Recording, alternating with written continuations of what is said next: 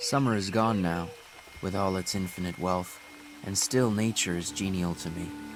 Though I no longer pluck so many berries on the hill, still I behold the same inaccessible beauty around me.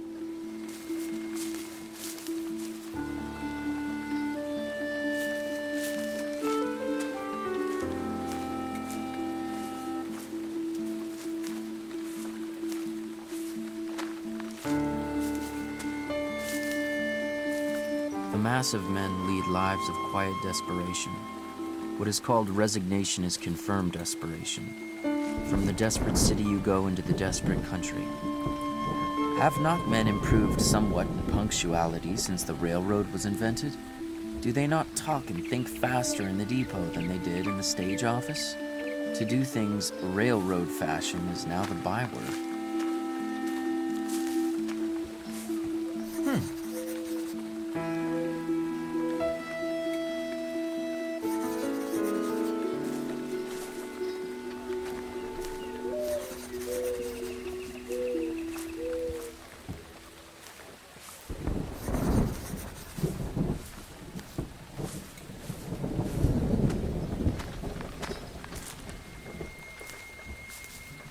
Shall we always study to obtain more of these things, and not sometimes to be content with less?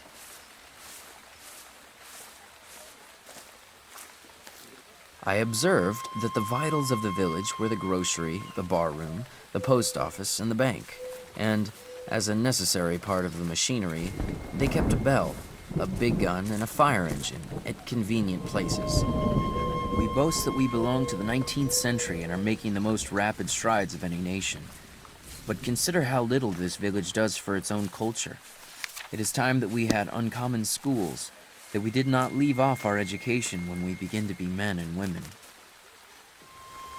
Here is Miss Sewell, come to visit her brother at the school again. I don't know which of our two professors looks more handsome. Do you, Ellen?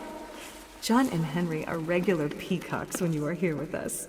Come, let's all go for a row on the pond and settle their feathers. June, 1839. Dear Sophia, I so enjoyed spending time with Henry and John on their recent visit.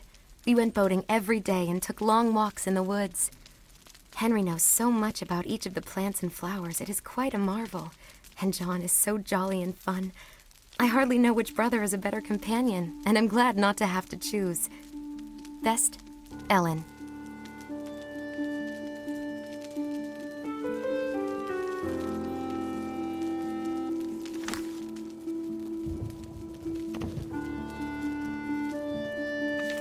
Dear Ellen, I think of our time together often, and hope that we will meet again soon. Till then, I send another poem for you. Two sturdy oaks, which side by side withstand the winter's storm, and spite of wind and tide, grow up the meadow's pride, for both are strong. Above they barely touch, but undermined, down to their deepest source, admiring, you shall find, their roots are... Signs were hung out on all sides to allure him, some to catch him by the appetite, as the tavern and the victualling cellar, some by the fancy, as the dry goods store and the jeweler's, and others by the hair, the feet, or the skirts, as the barber, the shoemaker. Ah, there you are, Henry. Still squatting out there in the woods, then? Hope that you're careful with your fires out there. We wouldn't want to see you burn down more of our fine woods.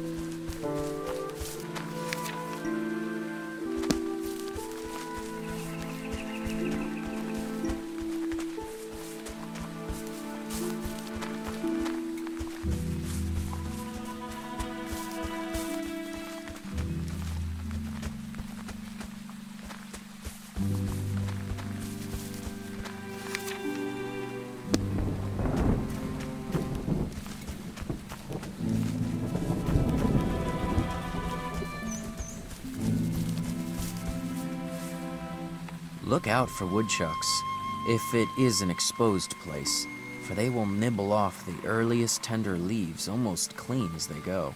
And again, when the young tendrils make their appearance, they have notice of it, and will shear them off with both buds and young pods, sitting erect like a squirrel.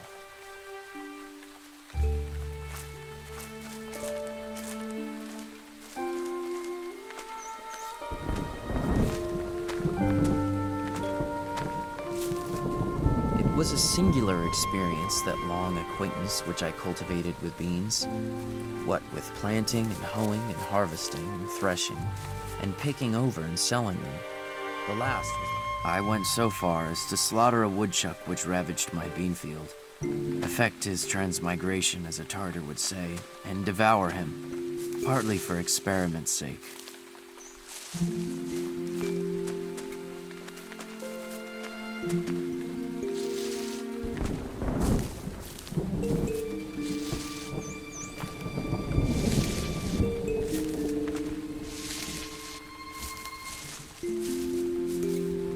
Sometimes the man in the bean field heard more of travelers' gossip and comment than was meant for his ear. Beans so late, peas so late, for I continued to plant when others had begun to hoe. Does he live there? Asks the black bonnet of the gray coat, and the hard-featured farmer reins up his grateful Dobbin to inquire what you were doing.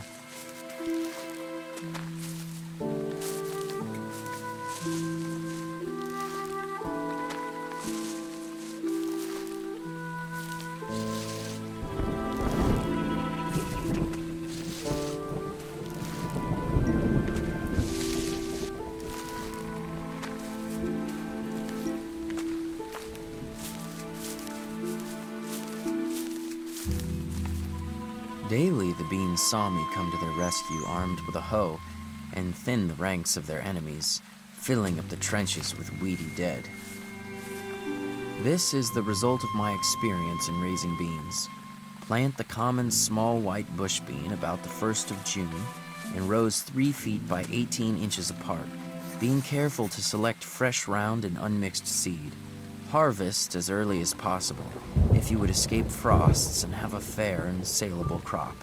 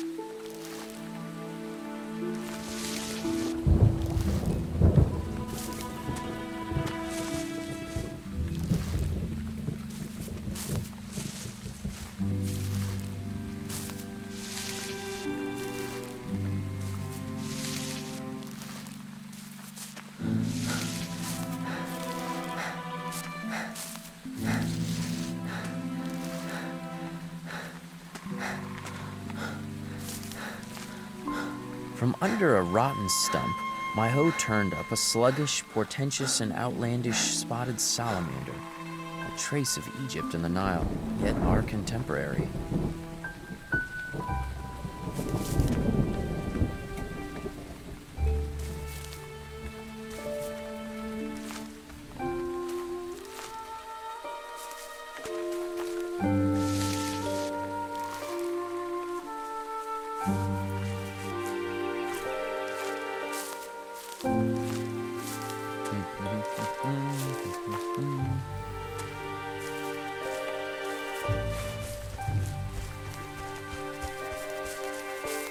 I am no more lonely than the loon in the pond that laughs so loud.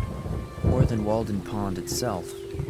I am no more lonely than a single mullein or dandelion in a pasture, or a bean leaf, or sorrel, or a horsefly, or a bumblebee.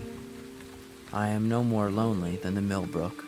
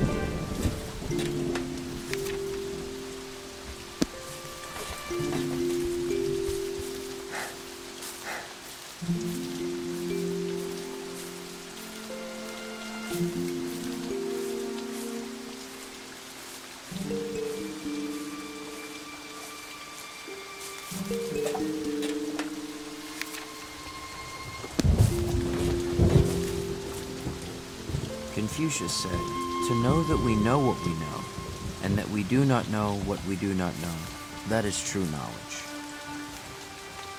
Books are the treasured wealth of the world and the fit inheritance of generations and nations. Books, the oldest and the best, stand naturally and rightfully on the shelves of every cottage.